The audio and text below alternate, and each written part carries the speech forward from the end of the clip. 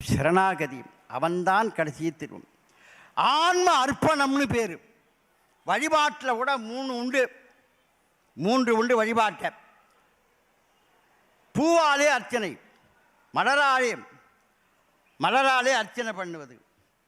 ரெண்டாவது பூமாலை ஒன்று, ரெண்டாவது பாமாலை. தோடுடைய செவியன் பொன்னார் மேனியனே புலித்தோலை அரை பாடுறது பாடணும். பாமாலை. மூன்றாவது ஆன்ம அர்ப்பணம், தன்மையே அர்ப்பணித்து கொள்வது.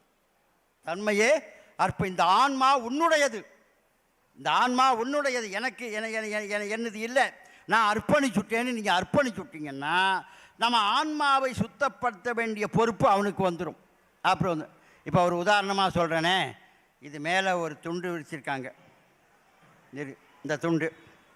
இந்த துண்டை ஓதுவார் பனசைமூர்த்தி பேசினார். இந்த நிமிஷத்துலேருந்து இந்த துண்டு அவருக்கு கொடுத்தாச்சு. சும்மா சொல்கிறேன், இது அவருக்கு கொடுத்தாச்சு.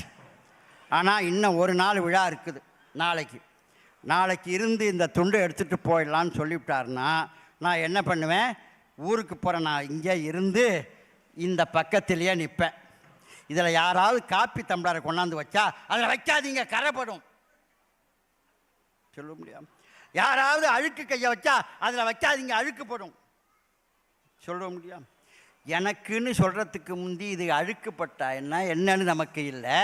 இந்த லௌகீகத்திலேயே ஒரு துண்டு நமக்குன்னு ஆனதுக்கு அப்புறம் இதில் அழுக்குப்படப்படாது, கரப்படப்படாதுன்னு நமக்கு எப்படி வருதோ அதுபோல் இந்த ஆன்மாவை அவனுக்குன்னு ஒப்படைச்சுட்டா இந்த ஆன்மாவுக்கு கரப்படப்படாதுன்னு, அழுக்கப்படப்படாதுன்னு காப்பாற்ற வேண்டிய பொறுப்பு பெருமானுக்கு சேருமானால தான்.